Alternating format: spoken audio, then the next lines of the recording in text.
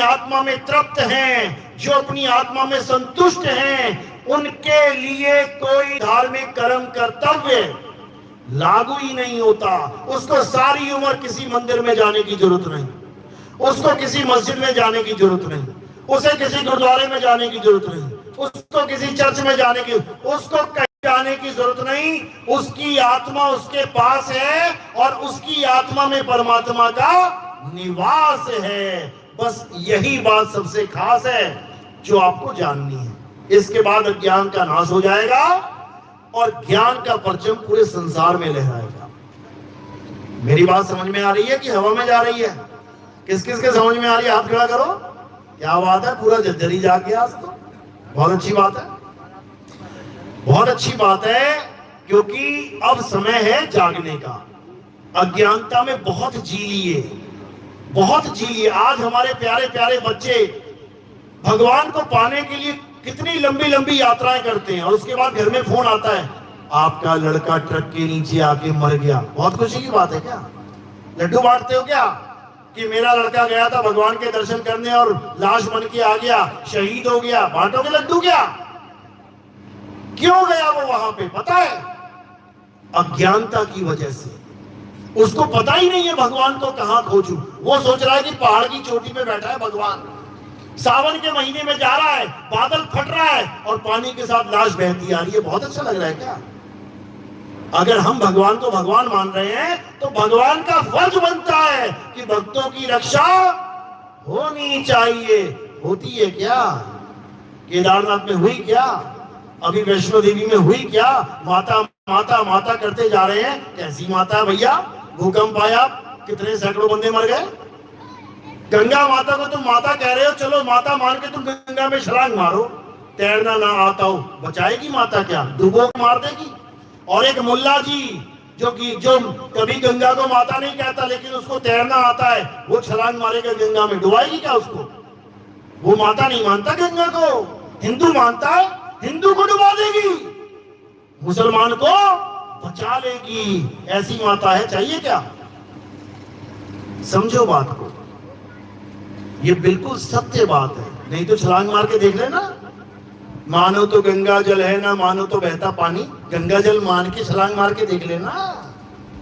अगर नहीं तैरना आता हो, डूब डूब के चीख चीख के कहोगे भैया बचा लो एक बार, उसके बाद दोबारा जीवन में भी पैर नहीं रखोगे पानी में। एक बार झटका लग गया तो, एक ही बार करंट लगता है ना, उसके बाद कैसे होता? अरे वही करंट है, करंट है, बच बच के निकलते हैं। समझ लो, इसी को समझना है।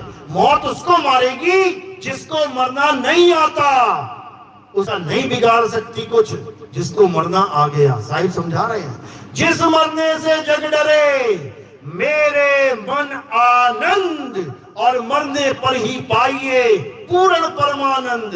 अरे मरता मरता जग मुआ, मरना जाने ना कोई, और ऐसी मरनी जो मरे बहुत न मरना होए। जैसी संत तुम्हें मरना सिखा देंगे कि ऐसे मरना है बेटा। जैसे तैराक गुरु ने अपने चेले को तैराकी सिखा दी कि बेटा आज शाम को बाढ़ आने वाली है 9 बजे, जो तुझे बताया है ना, स्विमिंग पूल में सिखाया है ना, बिल्कुल वैसे ही तैरना है। बाढ़ का पानी भी नहीं उसको डुबा सकता अगर उसको तैरना आता है तो। इसी प्रकार संत मरने से पहले मरना सिखाते हैं। अरे बिना मरे तेरी मुक्ति ना होवे, तू जीवित मर जा अवधूता। कबीर साहब समझाते कि जब तेरी मौत आएगी तो तूने करना क्या है? इस मौत को धोबी पछाड़ मारना है, क्योंकि इसी के साथ युद्ध होना है सबका। इस मौत का सामना सबको करना है। मरेगा कौन? जिसे मरना नहीं आता वो पक्का मरेगा, और जिसको मरना आता है वो कभी नहीं मरेगा। साहिब समझा रहे हैं, हम ना मरिब मरिब संसारा, हमको मिला जियावन हारा। मुझे वो मिल गया है जो कभी मरता ही नहीं है, तो मौत उसका क्या बिगाड़ेगी? उसका मौत कुछ नहीं बिगाड़ सकती। अमर हो जाओगे, अमर करूं सतलोक पठाऊं, और ताते बंदी छोड़ कहाऊं। ऐसे ही नाम नहीं रख दिया कबीर साहब का, बंदी छोड़। जेल में बैठे हुए 10-10 साल से, वो अपने आप को बंदी छोड़ समझ रहे हैं? बताओ। अरे बंदी छोड़ वो है जो जन्म जन्म के बंधन तोड़ दे तुम्हारे, वो नहीं है जो 10-10 साल से जेलों में हाजिरियां लगा रहे हैं। वो बंदी छोड़ नहीं है। यही कबीर साहब समझा रहे हैं कि बंदी छोड़ वो है जो जन्म जन्म के बंधन काट दे। अरे सेवा को दो ही भले, एक संत एक राम, राम है दाता मुक्ति का, संत जपावे नाम। संत तो तुम्हें एक तरीका बताएगा कि परमात्मा को कैसे पाना है। मुक्ति का दाता परमात्मा है, संत नहीं है, समझ लो। लेकिन आजकल क्या चल रहा है? अरे मेरे बाबा जी हैं, मैंने नाम ले लिया, मुक्ति दे देंगे अपने आप। बताओ, अरे बाबा थोड़ी नहीं मुक्ति देगा। बाबा तो परमात्मा के बारे में बताने आया था तुम्हें। जैसे LIC एजेंट है, तुम्हारी 1 करोड़ की पॉलिसी कर दी है LIC एजेंट ने, तो क्या वो 1 करोड़ LIC एजेंट देगा? क्या, कौन देगा? कंपनी देगी। उसका तो केवल साइन है कि हाँ भैया मैंने बॉन्ड कर दिया इसके साथ एग्रीमेंट फाइनल हो गया, साइन तो चलेंगे उसके, लेकिन पैसा वो नहीं देगा। समझ लो, सतगुरु के द्वारा साइन तो हो जाएगा, ये हमारा शिष्य है, गुरुदेव देख लेना, संभाल लेना इसको, लेकिन संभालेगा कौन? वो शब्द गुरु संभालता है, वो परमात्मा संभालता है, वो मालिक संभालता है। लोह चुंबक की प्रीत ज्यों और लोह को लेत उठाए, ऐसा शब्द कबीर का काल से लेत छुड़ाए। कौन छुड़ा रहा है? शब्द कबीर का। संत नहीं छुड़ा रहा है, शब्द छुड़ाएगा तुम्हें। कबीर साहब का शब्द यानी सार शब्द छुड़ाएगा तुम्हें इस जन्म मरण के बंधन से। किसी संत की हिम्मत नहीं जो छुड़वा दे। तो साइन उसी के चलेंगे, साइन उसी का चलेगा, LIC वाले का। बिना उसके साइन के तुम करोड़ रुपए लेके भी देख लेना, कंपनी से देगी तुम्हें ठेंगा। क्या बोलेगी? इस पे साइन ही नहीं हमारे एजेंट के। समझो, तो क्या करना है? अब सत्य को समझना है। आत्म तत्व ही सत्य है।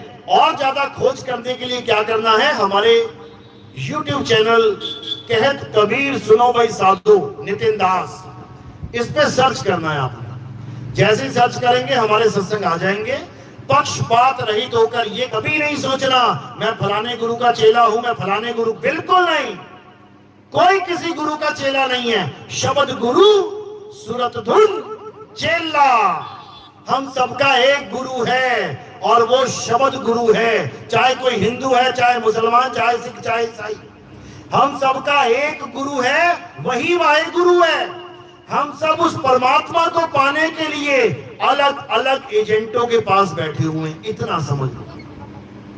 अलग अलग एजेंटों के पास बैठे हैं केवल उस परमात्मा को पाने के लिए। यानी हमारा लक्ष्य एजेंट नहीं है, हमारा लक्ष्य वो परमात्मा है। तो हम किसके पुत्र हुए, किसके शिष्य हुए?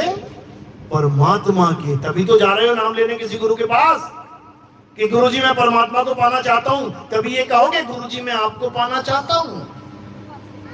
कभी कहा किसी ने गुरुजी मैं आपको पाना चाहता हूं? सामने तो बैठा है, पाले। गुरुजी मैं परमात्मा को पाना चाहता हूं, बेटा ये कर। समझो, तो किसके शिष्य हो आप? परमात्मा के। लेकिन गलत गुरु के ज्ञान में आ गए, कोई बात नहीं, परमात्मा आगे का ज्ञान समझा देगा। कब? जब पक्षपात नहीं करोगे। पहली बार में बच्चा छोटे से स्कूल में एडमिशन लेता है जिसमें ABCD सिखाई जाती है, तो क्या सारी उम्र उसी में रहेगा? ABCD करता रहेगा सारी उम्र? अरे आगे से आगे गुरु बदलेगा, ज्ञान बढ़ेगा और करते करते अपनी मंजिल तक पहुंचेगा। इसी प्रकार कबीर साहब कह रहे हैं कि ठीक है अगर तूने कोई भी गुरु धारण कर लिया है, शुरुआत तूने कहीं से भी कर ली है, लेकिन कभी ज्ञान में पक्षपात मत करना, सबका ज्ञान सुनना। क्या पता तेरे से आगे का ज्ञान बताने वाला गुरु बैठा है, तेरा कल्याण हो जाएगा।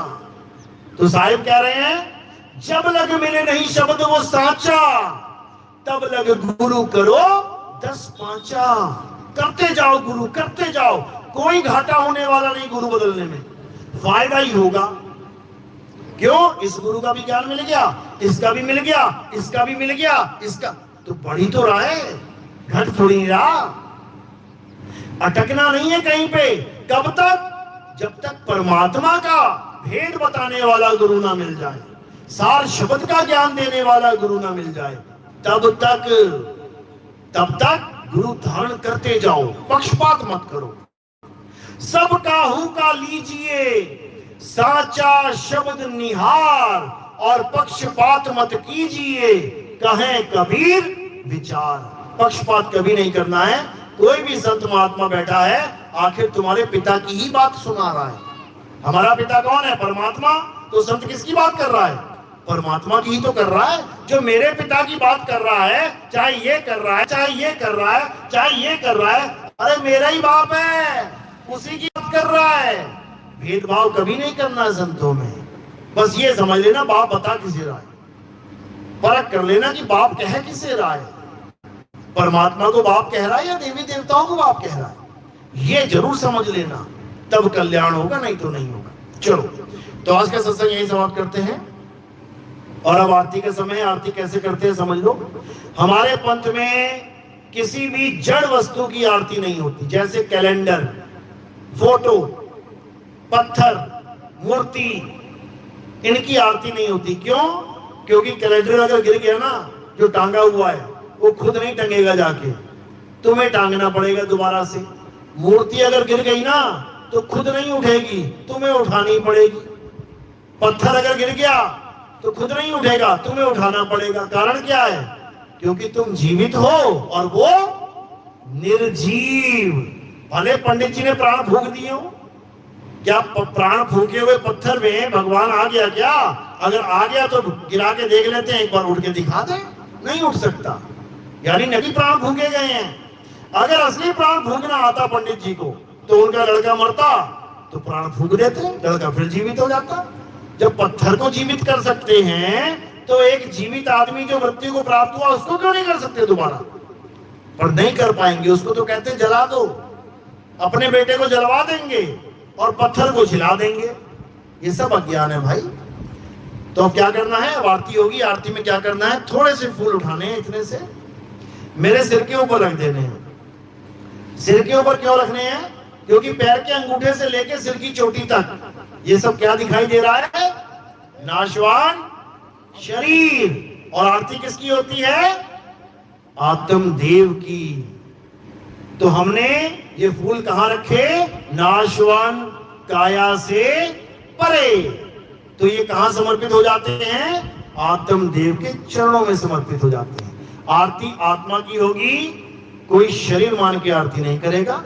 और जो भगत सेवा में, प्रचार में कुछ देना चाहेंगे सेवा, वो केवल चरणों में आएगी। बंधन नहीं है, मौज है आपकी। जो प्रचार सेवा देना चाहेगा केवल चरणों में रखेगा और आरती में फूल सिर पे रखेगा।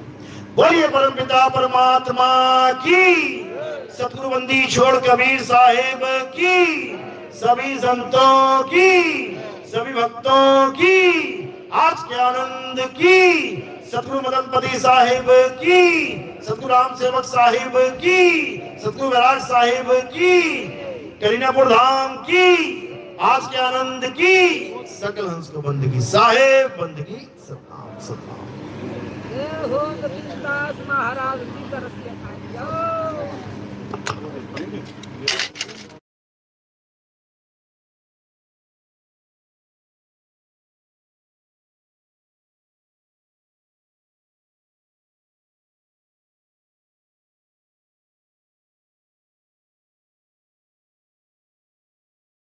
तरफ से